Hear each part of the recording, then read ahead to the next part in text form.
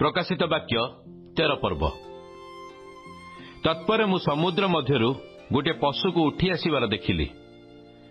ताहार 10 श्रृंग और 7 मस्तक, ताहार श्रृंग गुड़ाकरे 10टा मुकुट और मस्तक गुड़ाक उपरे ईश्वर निंदार सूचक विभिन्न नाम।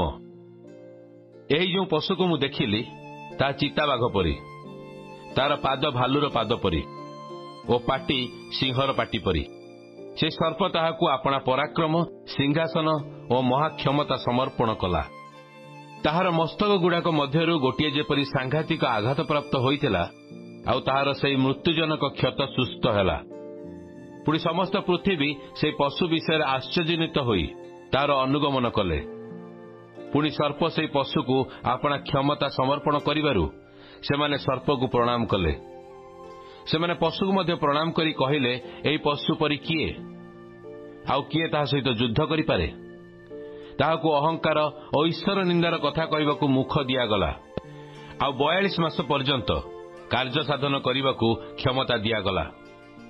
सेथिरे से मुख फिटाई ईश्वर निंदार कथा कही ताहांक नाम और ताहांक तंबू पुणी स्वर्ग निवासी मानकर निंदा कला। समस्त साधुक सहित युद्ध करबाकू और सेमानक उपरे जयलाभ करबाकू ताहाकू क्षमता दत्त हला। आउ समस्त गोष्ठी, वंश, भाववादी और जाति ता उपरे ताहाकू क्षमता दियागला। जो मानक नाम जगतर पतनावधि बळीकृत मेषशावकଙ୍କ जीवन पुस्तक लिखित होई नहीं, पृथ्वी निवासी से समस्त लोक ताहाकू प्रणाम करिवे। जार कर्ण अछि से शुणु। केही जदि बंदी करनिए ताहाले से बंदी होई जीवो। केही जदि खड्ग द्वारा बध करे ताहाले से निश्चय खड्ग द्वारा बध करा जीवो। एही स्थल साधु मानकर धैर्य और विश्वास आवश्यक। तत्परे मु आउ गोटे पशु को भूमि मध्य उठी आसिबार देखिली। मेषशावक परी ताहार 2टा श्रृंग, आउ से सर्प परी कथा कहूथला। से प्रथम पशुर समस्त क्षमता ता साक्षात परिचालना करे। आउ से जो प्रथम पशुर मृत्युजनक क्षत सुस्थ होइतला ताकू प्रणाम करने पृथ्वी और तन्निवासी मानकू बाध्य करे।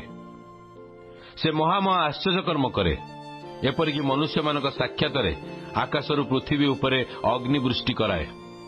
आउ से पशुर साक्षात जो आश्चर्य कर्म करने को से क्षमता प्राप्त होइतिला, तद्वारा से पृथ्वी निवासी मानकू भ्रांत करी जो पशु खड्ग द्वारा आहत हेले बंचिथिला ताहार प्रतिमा निर्माण करने को सेमानकू कहे। पशुर प्रतिमा जेपरी कथा कही पारे और जेते लोक पशुर से प्रतिमा को प्रणाम न करती सेमाने जेपरी बद्ध करा जिवे, एथिपाई ताहाकू से पशुर प्रतिमा को जीवन दान करने को क्षमता दियागला।